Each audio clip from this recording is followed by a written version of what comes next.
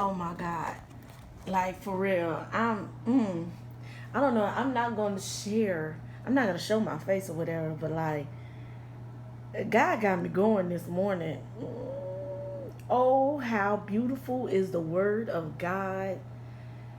Listen, I can't even right now is not the time for me to expound on what it is that he's sharing. But I am going to let you know that I have a word that I am going to share at the Nail Ministry Vision Board Party. This thing about the vision board, there it is, my vision. This thing about the vision board party, it's more than just about putting pretty pictures, things that inspire you on a board, and tacking it on. It is more than, it's more than just pretty art for people to see. That's pretty, ain't it? That's my planner. You see, I'm getting my letters ready. I'm gonna put my business title on my board. Yeah, so I'm just like getting things ready. So, anyway, what was my train of thought here? But anyway, are y'all familiar with Habakkuk 2:2? Like, Christian people, Christ-like people know. People in the world. Even if you grew up in a church and you don't go to church right now, you probably heard the term.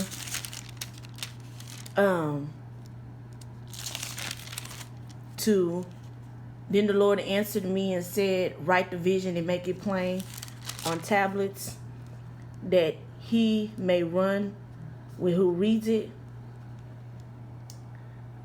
We know Habakkuk 2:2. We know that little part right there. But listen, I'm not gonna go over and explain what I've been reading and the insight that God has given me. That, like, right now is not the time, but in your time right now, I'm letting you know, if you want to go back and read these 3 chapters in Habakkuk, read this, I guarantee you. And then, like in my Bible, John C. Maxwell Leadership Bible, it gives these, excerpts or whatever from the word and has you explain it. Read this, man. I guarantee you to bless your life for real. Like, and it gives the backstory to that Habakkuk 2:2 that we know. My God. Yo, there's a reason that God gives you a vision. And for those, okay, yeah, let me get to it real quick. I was just thinking about something. People wonder, they say a prayer because they need an answer to a problem. God may not answer them when they want them to answer. So God is saying, so they're frustrated. And they're like, "God, I'm crying out to you. Hear me. Give me an answer. Let me know what to do."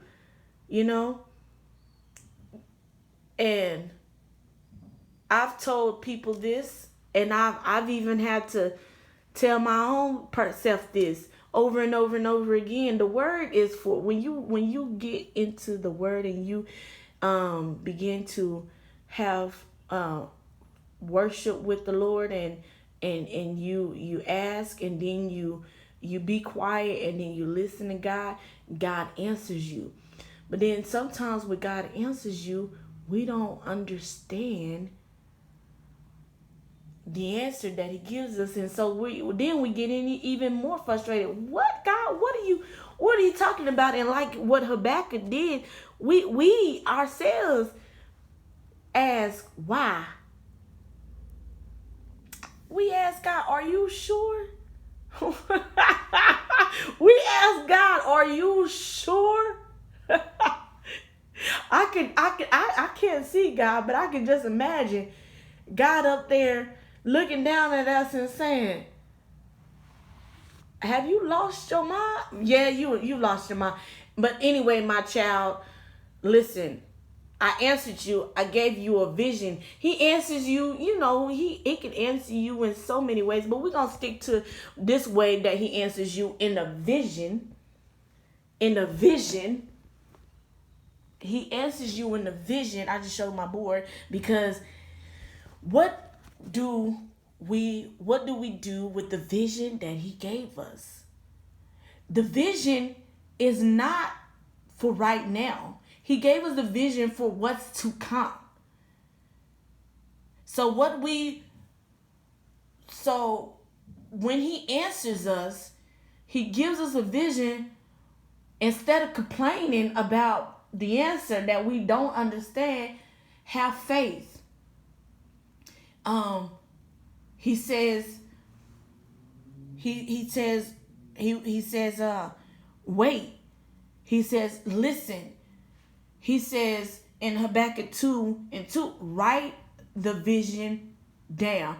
Why we gotta write the vision down when he give it to us? Because I heard this once from a minister that I was listening to a sermon, and it stuck with me all from when I first heard it all the way to now and forevermore. It's gonna stick with me. Do you know that God is not obligated to repeat himself? Oh man, God is not obligated to repeat himself. When he gives you an answer, that's why we should listen. It's a two-way thing. When we are in prayer with the Lord, you didn't know it was a conversation between you and God? And in conversation, come on, we know this. When you in conversation with your friend, it goes both ways, right? One person talks, one person listens. Okay, you pray, you talk. Now God needs to talk.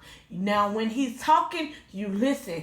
And one of the ways that you can actively listen, not just hearing, because hearing and listening is different. Y'all tired of seeing my Bible? I know. It's just that because I am okay.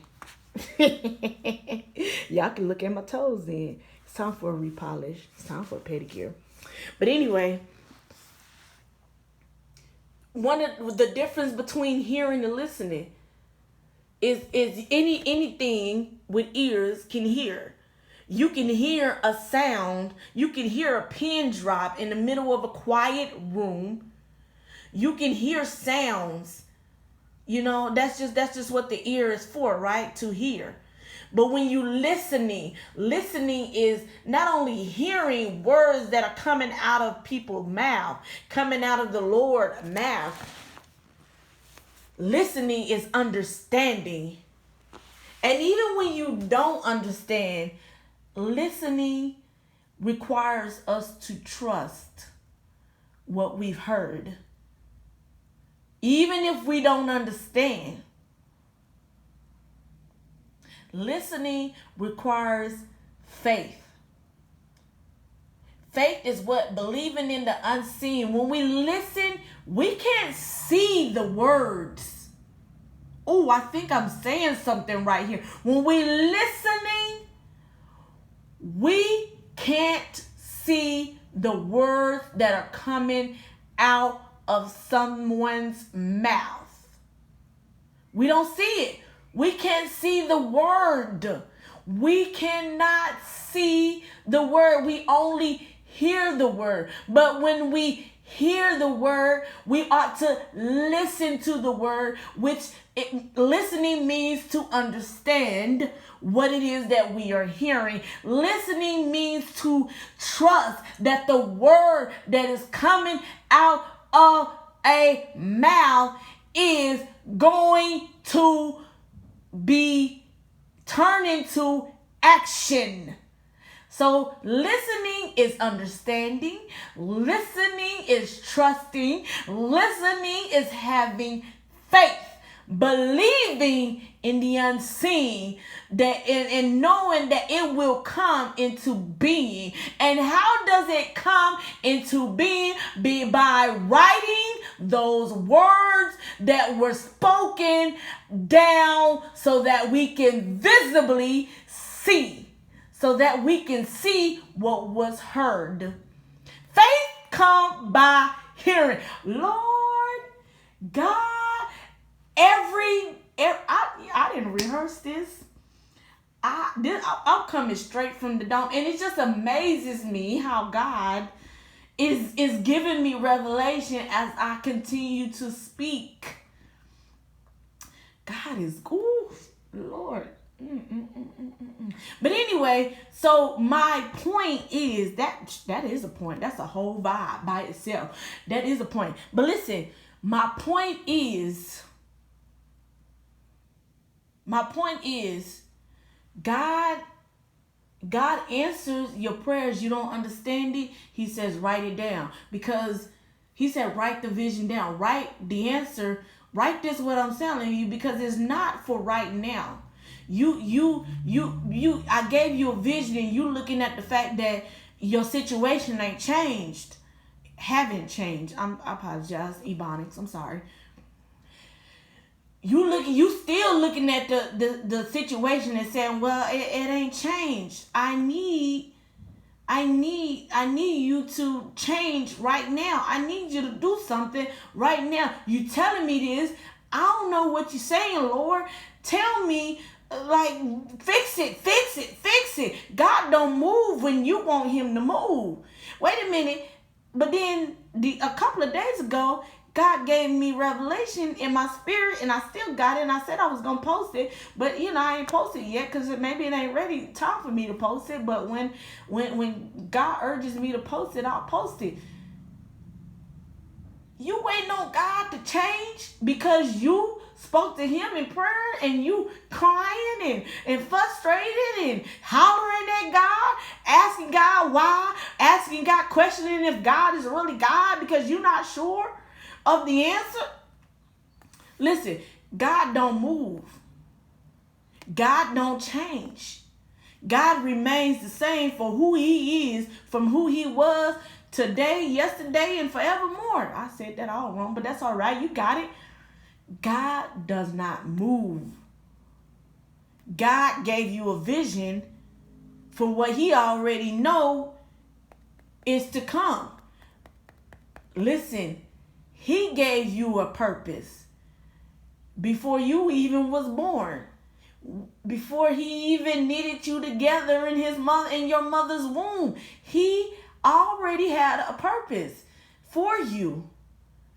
And the fact that when you pray, God revealed to you a vision, even if you don't understand, rejoice. Why? Because God thought enough of you to share with you his plans on what's coming.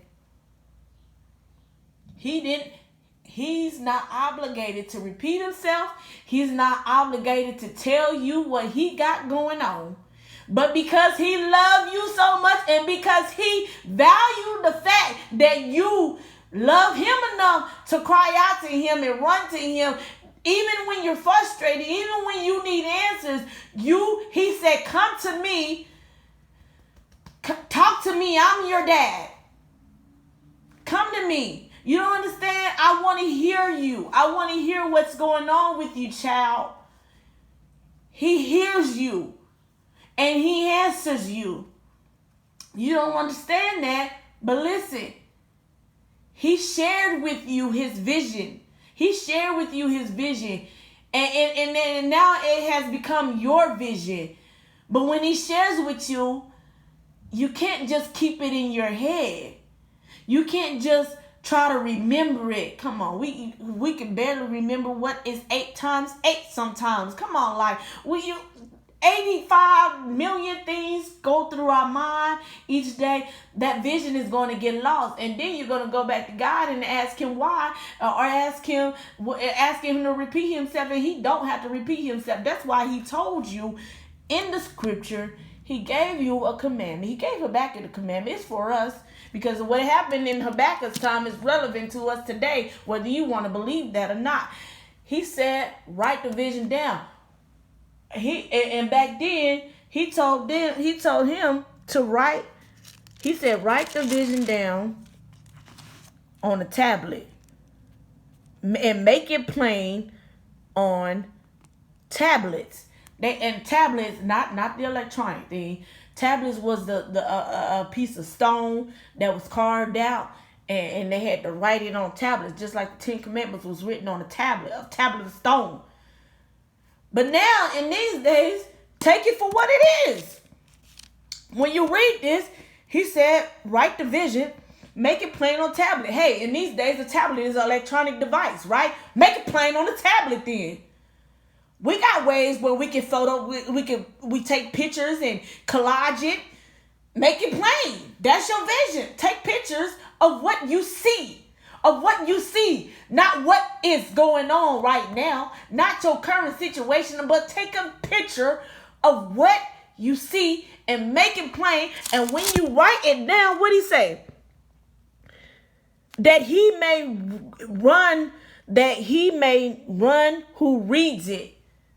Whoever sees that vision that you wrote down that God gave you is going to run with that vision. They see it. They believe it. They hear it. They understand it. They listen it. You know, that's what is supposed to happen. That's what's supposed to happen. God, Jesus, Yeshua told us when he was leaving, he gave his disciples the commandment. You heard, here's what I commanded you. Everything that I have taught you, now go run and go share it, because I'm not coming back until all have heard. Don't worry about how they receive it. Don't worry about if they believe it or not. They didn't believe Noah when God gave Noah the vision about to build an ark. They didn't believe him, but guess what? They heard, and because they heard, then action was the rain did come, and it didn't stop until it filled the whole earth. But because Noah wrote that down and started building on that vision, and he turned that written vision into an actual shelter for when that rain came. Those who heard and didn't hearken to it, and they didn't get on that ark when it started raining, because they died. They were destroyed, not because they didn't know. All of a sudden they didn't know what was to come. They heard it, baby. They heard it. Anyway, so listen. So I'm finna end this because I'm preaching before I even I'm preaching, and this ain't even the sermon. This ain't even the word that I'm here to share. But this is just a little sneak peek. Hey, a little sneak. This is about 20 minutes. A little sneak. But anyway, man, y'all, listen.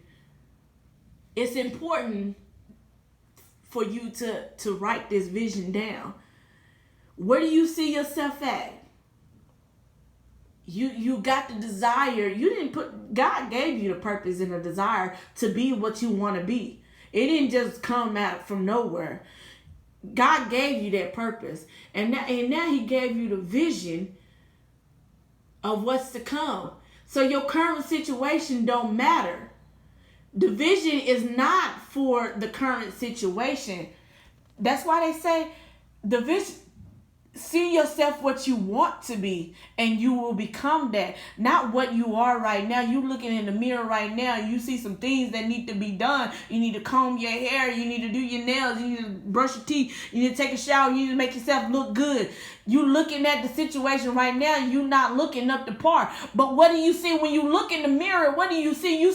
You envision yourself as what you want. You want to be a clean, sophisticated. You want to look nice, presentable for when you go outside that door. That's the way you want to be, right? So while you waiting for the vision to come true, you are actively getting prepared. That's what you need to do. Don't get frustrated because you don't understand the vision. Prepare for what's to come. The vision, I'm going to go ahead and share this with you right now. What the vision is. That's what you don't understand right now. What is a vision? I wrote it down. What is a vision? A vision is the blueprint for building a bridge to the future. I'm going to just make that my caption. That's what it is. Yeah. June 2nd, the online vision board party. Y'all join me. And up until the 2nd, go ahead and get your vision board. Get your material so you can make it all pretty. Put your pictures up there. Start putting up what you want to see, what you want to happen, on your board, so that we can share it with one another and be encouraged, and we can hold each other accountable, all that good stuff. But work on it right now so that you can run and tell the vision and others, whether they believe it or not. But this is for you.